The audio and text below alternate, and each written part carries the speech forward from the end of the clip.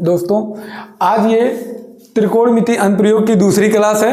हम पहली क्लास में ये पढ़ चुके हैं कि दृष्टि रेखा क्या है, क्षैतिज रेखा क्या है, उन्नयन कोण क्या है, अवनमन कोण क्या है। मुझे लगता है कि आप अच्छे से इन चीज़ों को समझ पाए होंगे। ठीक, इसके बाद आज हम देखते हैं कि इनका उन्नयन कोण अवनमन कोण का प्रयोग हम किस तरह से करते हैं और किस तरह से उन्हीं दो कोणों के आधार पर और त्रिकोणमिति अनुपातों के आधार पर इस जो चैप्टर को हम बहुत आसान तरीके से जो है खत्म करेंगे। उसके पहले हम देख लेते हैं कि उन्नयन कोण और अवनमन कोण में क्या संबंध है ना। उन्नयन कोण और अवनमन कोण में क्या संबंध है, इसके लिए आपको बताए थे कि उन्नयन कोण क्या है, अवनमन कोण क्या है। आपको बताए थे कि अगर उन्नयन कोण आपको देखना है तो यानी कि आप क्षैतिज से यानी जैसे देख रहे हैं उसके ऊपर आप देखेंगे तो आपका उन्नयन कोण, और क्षैतिज से अगर नीचे की तरफ देखेंगे तो वो आपका क्या होगा, अवनमन कोण। ठीक, यहाँ पे अगर आप ध्यान दीजिए कि जैसे मान लीजिए कि ये आपका अगर घर हो इतनी ऊंचाई पर और आप यहाँ से नीचे से घर पे कोई भी चीज़ यहाँ पे देखते हैं तो यहाँ नीचे से देखते हैं तो आपके मतलब अगर नीचे से अब यहाँ देखें, अगर नीचे आप खड़े हैं तो क्षैतिज रेखा तो इसी तरह से होगा, क्योंकि वो क्षैतिज रेखा जो इसको आपको बताते हैं आँख के सामने जो रेखा खींचते वो क्षैतिज रेखा, तो क्षैतिज रेखा ये हो जाएगी यहाँ से ये क्षैतिज रेखा। अब इससे कितना ऊपर आप देख रहे हैं यानी इससे जितना ऊपर आप देखेंगे वो आपका क्या बनेगा, जो है उन्नयन कोण बनेगा। तो यहाँ से ये आपका उन्नयन कोण कितना बन रहा है, सेम जगह पे अगर मान लीजिए यहाँ जिस पॉइंट पे आप खड़े हैं या जिस पॉइंट से आप देख रहे हैं छत पे जाके यानी जहाँ इस जगह पे आप आइए और यहाँ से सेम जगह पे वही पॉइंट देखिए तो यहाँ पे आपका सीधा क्या बनेगा, क्षैतिज कोण, क्षैतिज रेखा इधर बनेगा।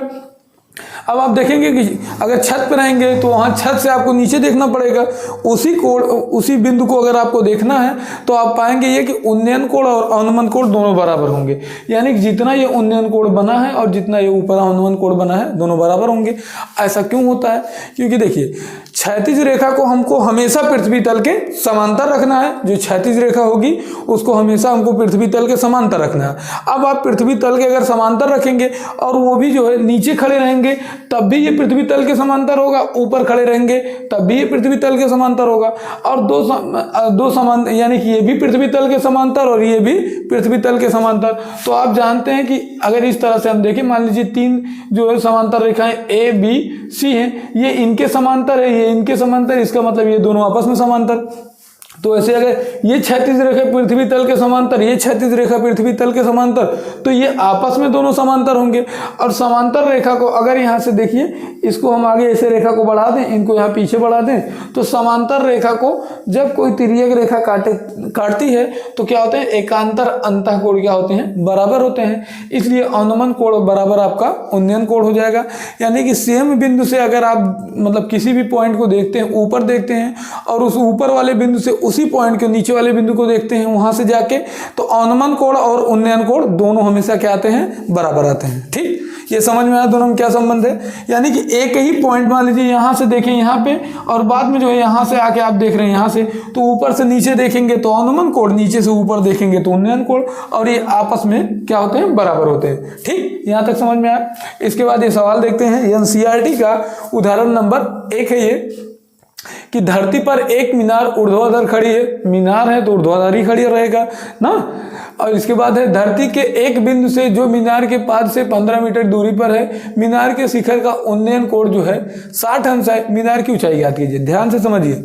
यहाँ पे आपको क्या करना है, सवाल को अच्छे से पढ़ते हुए सवाल को अच्छे से पढ़िए और इसके बाद जो है इसका जवाब आपको मतलब पहले चित्र बनाइए, फिर देखिए कि क्या आपसे पूछ रहा है वो कैसे किस तरह से हल करते हैं। ध्यान से सुनिए, धरती पर एक मीनार ऊर्ध्वाधर खड़ा है। यहाँ से एक मीनार आप तुरंत बना लें, यहाँ से तुरंत एक मीनार आप ऐसे बनाइए।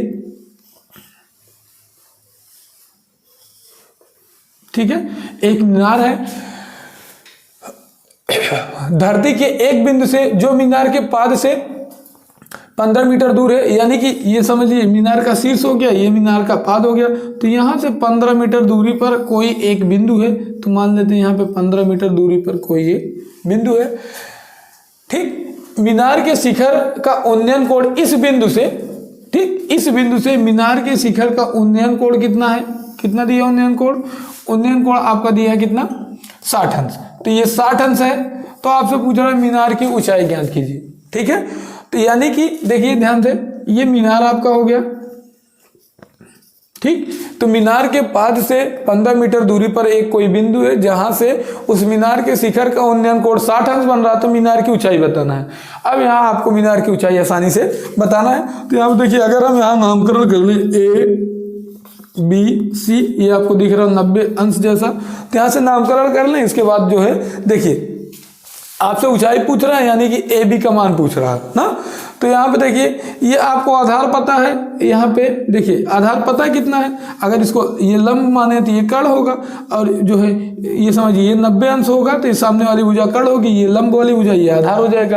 अब आपको जब भी ये सवाल लगाइए तो आपको एक बात का केवल ध्यान देना है कि कौन सा मान, यानी कि लंब, कर्ण और आधार में से कौन सा मान मुझे पता है और कौन सा मान नहीं पता है। जो मान पता हो और जो मान निकालना हो, उन्हीं दोनों के बीच संबंध रखना है। ऐसा नहीं जैसे मान लीजिए मुझे आधार पता है, कर्ण निकालना भी नहीं है, मैं आधार और कर्ण में संबंध दिखाऊं, तो आप क्या करेंगे, एक बार आधार से कर्ण का मान निकालेंगे कोण लगा के, इसके बाद फिर जब कर्ण आ जाएगा तब आपको लंब का मान निकालना पड़ेगा।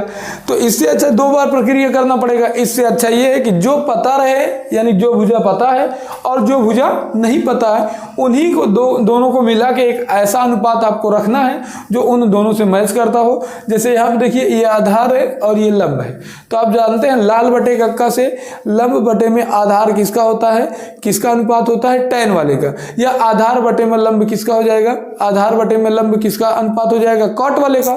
तो इन दोनों में से आपको चाहे जो रखना है उसको आप रख सकते हैं।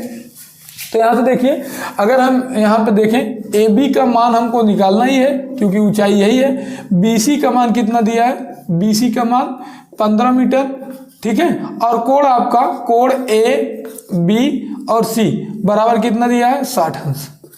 कोण ABC बराबर 60 अंश। यहाँ से क्या करते हैं कि अगर हम फार्मूला लगाएं कि tan, यहाँ से आपका B बराबर, tan B बराबर, या यहाँ से tan 60 बराबर आपका tan 60 अंश बराबर हो जाएगा लंब बटे में आधार, तो AB बटे में जो है आपका BC, AB बटे में। देखिए, अब आपको यही ध्यान देना है कि जो एक कोण पता रहे, एक भुजा पता है, तो किससे इस भुजा का अनुपात किससे हम करें, ताकि जो पता है वो तो पता ही है, जो नहीं पता वो निकले। मैं चाहता था यहाँ पे साइन या आकाश लगा देता, कॉस या सेक लगा देता, आधार और कर्ण वाला लगा देता, लेकिन नहीं, मुझे लंब का मान निकालना है और आधार का मान पता है, तो मुझे tan या cot लगाना था, तो tan हम यहाँ पे रखते हैं।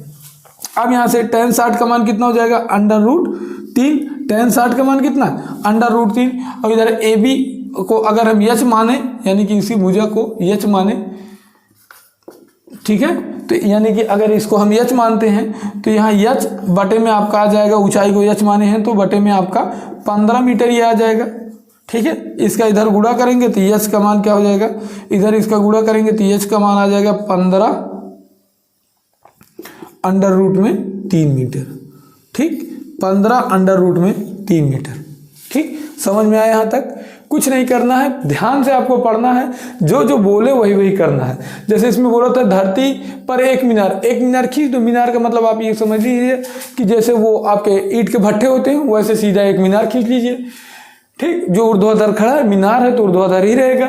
इसके बाद जो है धरती के एक बिंदु से, जो मीनार के पाद से, यानी कि एक ये ऊपर वाला भाग शीर्ष, नीचे वाला भाग पाद, तो यहाँ से 15 मीटर दूरी पर स्थित है वो बिंदु, और यहीं से उन्नयन कोण 60 अंश है। तो इस बिंदु से उन्नयन कोण, यानी कि इस बिंदु से ऊपर की तरफ देखते हैं तो 60 अंश है। तो आपसे मीनार की ऊंचाई पूछा है, तो यहाँ ये आपका 60 अंश, ये आधार 15 मीटर दिया है, ऊंचाई पूछा है, हम tan थीटा वाला फार्मूला लगाते हैं। ऐसा क्यों करते हैं, cos थीटा काहे नहीं लगाए, tan थीटा वो sin थीटा काहे नहीं लगाए, क्योंकि tan थीटा में जो मान मुझे पता है वो और जो निकालना है वो दोनों अनुपात में आ जाते हैं, तो आराम से यहाँ से हम मान निकाल लेते हैं। लेकिन इसके लिए इस चैप्टर में आपको त्रिकोणमिति के जो कोण हैं, यानी जो sin 60, cos 60, tan 30, इन सब के जो मान हैं, ये आपको जो है इनके जो कुछ मुख्य मान हैं इनको जरूर याद रखना है। बिना इस मानों के आप इसको लगा नहीं पाएंगे, समझ रहे हैं। यहाँ से इसके बाद जो है जब आप ये मान रखेंगे तो यह पान में यहाँ पे आपका 15 हो जाएगा, और इधर √3 tan 60 का मान है ये है। फिर ये जो है क्या आएगा, 15 इधर गुणा होगा, फिर h बराबर जो है 15 √3 हो जाएगा। समझ में आया। इसके बाद जो है उदाहरण नंबर हम अगला देखते हैं।